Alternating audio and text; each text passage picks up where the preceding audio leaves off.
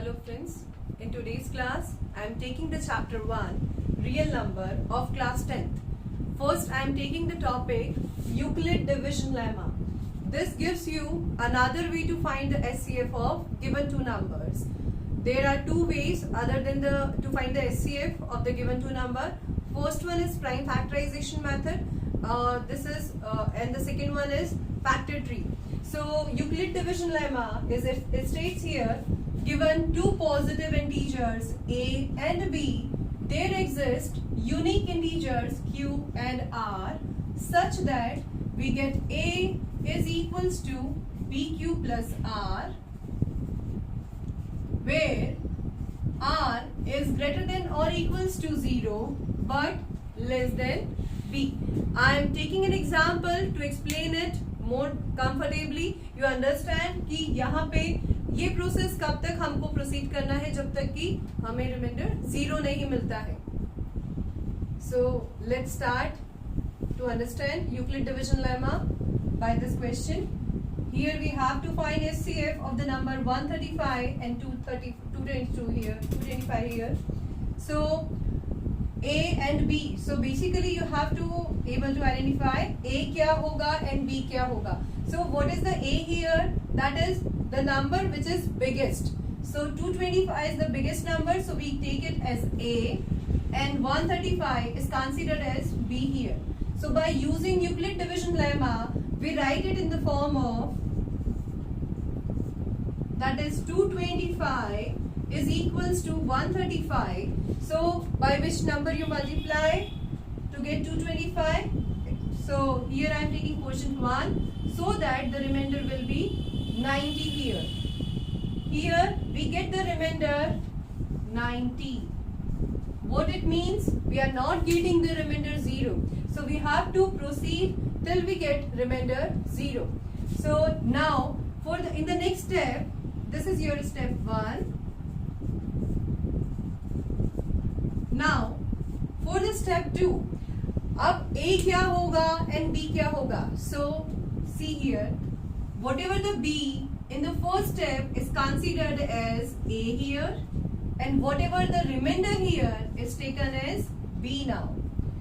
Proceed same. So quotient is 1 here, and we get the remainder now 45.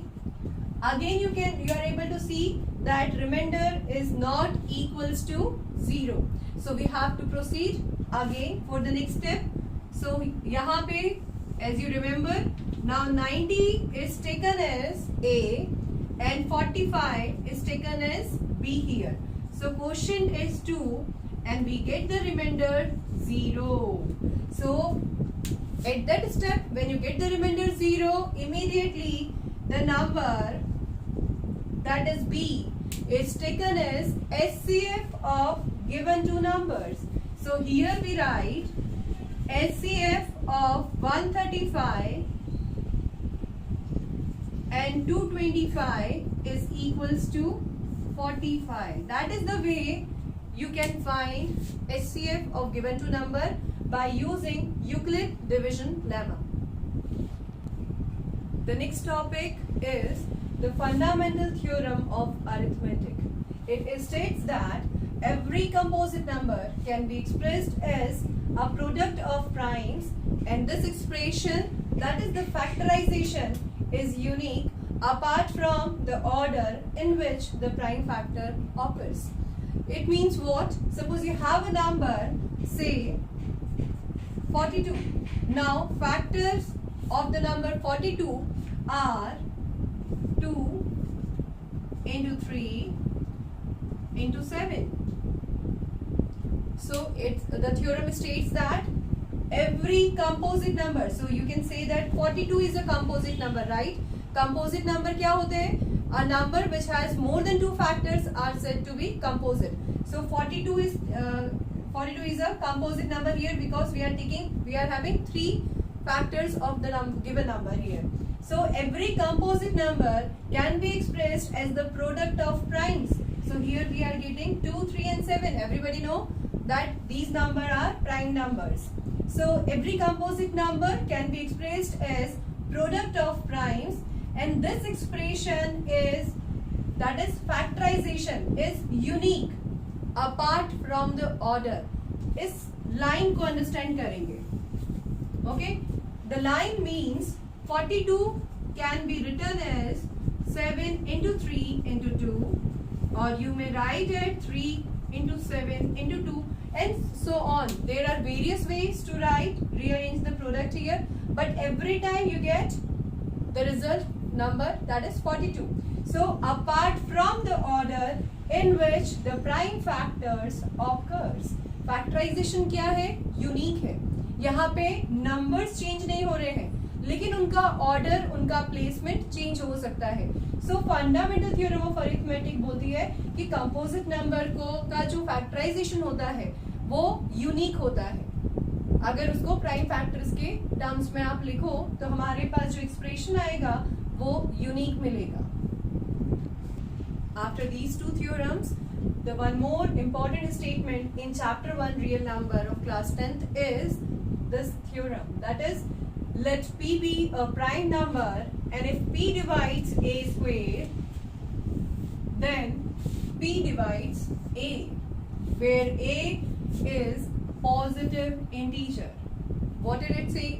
What this statement is, it states that suppose you have a number, that is, you can say it is, you have a number a, I am taking 6 here and I am taking p as a 2. I am making a square of a here, so I squared both the sides, so we get, that is, a square is equals to 36. So theorem states that if p divides a square, that is, p divides a square, this implies 2 divides 36. So this gives that p divides a also. a क्या था हमारे पास में? That is, a we have 6 here, so 2 divides 6. तो ये statement क्या बोलता है theorem का हमारे पास में कि अगर कोई भी नंबर, that is a क्या है? पॉजिटिव इंटीजर है, और p कोई प्राइम नंबर है, तो प्राइम नंबर p अगर किसी नंबर के स्क्वायर को डिवाइड करेगा, इसका मतलब क्या हुआ?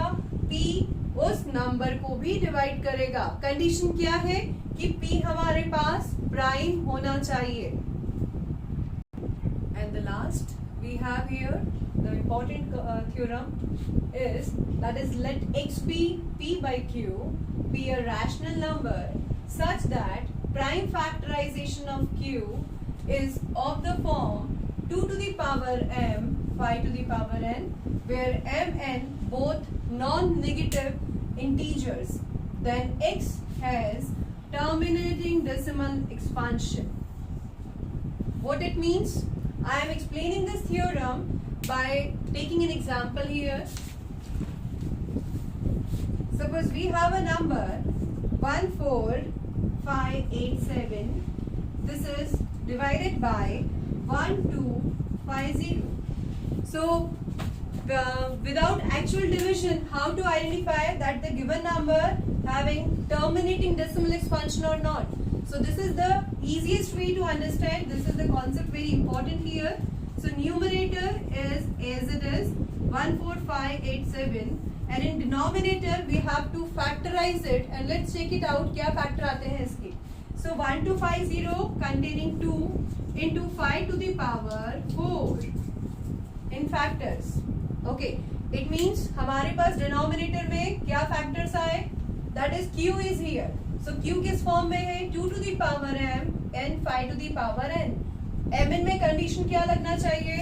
बोथ नॉन नेगेटिव इंटीजर्स होना चाहिए. So 2 का एक्सपोनेंट 1 है, 5 का एक्सपोनेंट 4 है, दोनों नॉन नेगेटिव है, और ये इस फॉर्मेट में आ रहा है. इसका मतलब क्या हुआ? ये जो गिवन नंबर है इसका डेसिमल एक्सपेंशन क्या होगा? That is terminating decimal expansion we have. Okay, so this is the easiest way to understand without actual division how to identify the given number as terminating decimal expansion or not. What happens if it doesn't has denominator as a factors of 2 to the power m and 5 to the power n? So denominator of the given fraction is not in the form of 2 to the power m, 5 to the power n. In that case, we said the decimal expansion of the given rational number is non-terminating decimal expansions we have. So here I'm taking all the theorems in this part here, and then the last topic which I am going to continue is the formula, which is very simple. That suppose you have two numbers, say A and B. So I am taking after that the last concept of chapter 1 of class 10. That is, suppose you have two numbers A and B, then product of HCF of these two numbers with the LCM of these two numbers is equals to the product of numbers. This relation is true only for two numbers. If you have more than two numbers, then it is not necessarily that this given statement is true in general. Okay, so here in this video I am taking all the concept of chapter 1 class 10. But if you have any queries, you have any queries or any doubts regarding the topic, you can mail me, you can write your questions and mail, or also comment in the comment box. I will solve the question, I will explain you. So thank you so much, friends.